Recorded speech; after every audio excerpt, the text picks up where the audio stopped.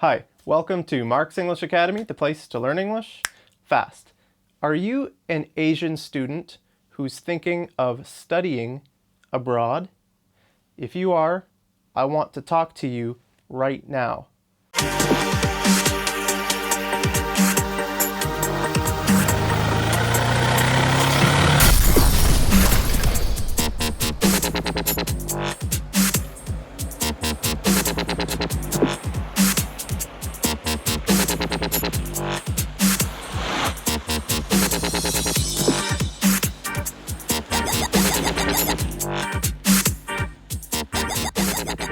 Did you know that 40% of Asian students drop out of Ivy League universities?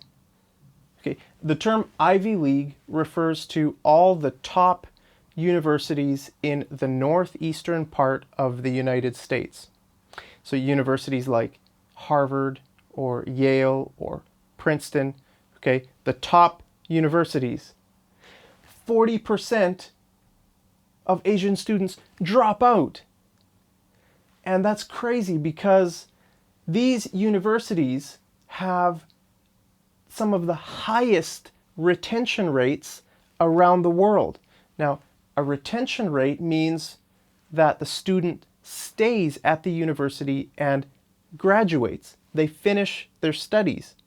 Okay, so these universities have about a 95% retention rate.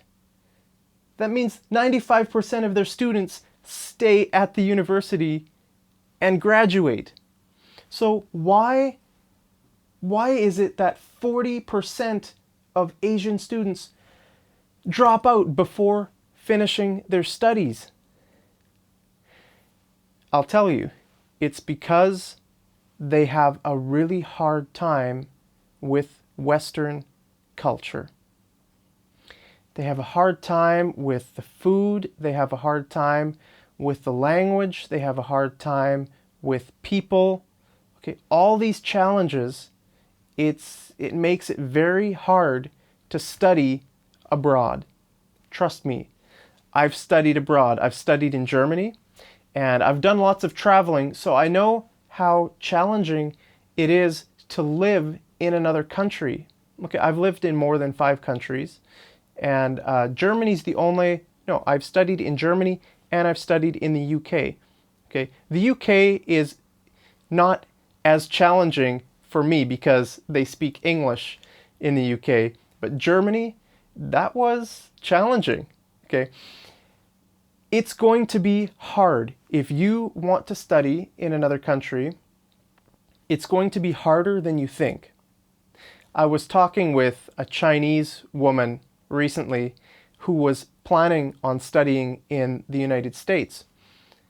And I was talking about some of the hard things that she's going to experience over in while she's studying in the US. And she said, "Oh, those are small things." I said, "Yeah, those are small things. But it's the small things that become the big things, that become the most frustrating things to deal with. And then you just want to throw it all away and you want to go back to your home country, because in your home country, you're comfortable and you can relax." Okay, now when I was in Germany, it was all the small things that frustrated me the most, like doing laundry, washing clothes. It's easy to wash clothes, right? Well, do you understand everything that is written on a washing machine? Okay, I don't even understand everything that's written on a washing machine in English. Okay, when I went to Germany, it was terrible. I wanted to kill those washing machines. So, you know, these small things really, they add up, and then you get frustrated and you just want to quit and you want to go home. Okay, I have seen Asian students have a really hard time studying in another country. Okay, Asian For some reason, Asians love their own food. Okay, Chinese people love Chinese food. Indian people love Indian food. And they don't like other people's food. Koreans love Korean food. Japanese love Japanese food. They don't eat in the cafeteria where everybody else eats. They eat in their own dormitory room. Okay, they sit in their dorm room and they make their kimchi noodles, or they have their Indian food or their Chinese food. Okay, so it's really hard, because if they're eating food in their apartment, they're missing out on the social life, making friends, integrating into the culture, the people, the language. It's very easy to become isolated when you're studying in another country. Okay, it's really hard. Making friends is different.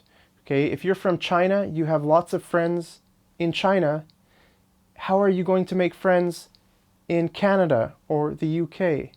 Or if you're from, Korea or Japan, you're gonna need to know how to succeed in a Western culture. And I want to help you with that. I don't just want to teach you English. I want to teach you English and how to succeed in a Western culture. Okay, if you know English, that's great, but that's only some of the problem. You've only solved half the problem. Now you need to know the other half of the problem. Okay, so I teach my students English, but I also teach my students English culture. Okay, if you would like to become one of my students, just go to my website, marksenglishabacademy.com, and there you'll see the different courses that I offer. So I teach all my students, if you take, for example, if you take a business English course, I teach business English in a Western culture context, okay? So you would learn business English and you would learn Western culture. So all my courses are teaching English, but also from the perspective of a Western culture. So they prepare you to work in an English-speaking culture. They're also very important if you want to stay in your own culture, in your own country and work. For example, at a bank in your own country, then the business English course would still be very helpful, but you will learn how to succeed in an English-speaking country as well. Okay, if you don't want to become one of my students, you can still ask me questions over on my Facebook page. Just search for Marks English Academy on Facebook and ask me any questions about culture or about language, about anything you want. Okay, I want to be a resource to help you succeed when you're studying in another country. Okay, I don't want to see you be in the 40%. If you're in the 40% and you drop out, that makes me sad. It makes me sad when I see these numbers, because it doesn't have to be that way. Asian students are really smart. Asians are some of the smartest people in the world. Okay, there's no reason why 40% should be dropping out of these top universities. They should be succeeding.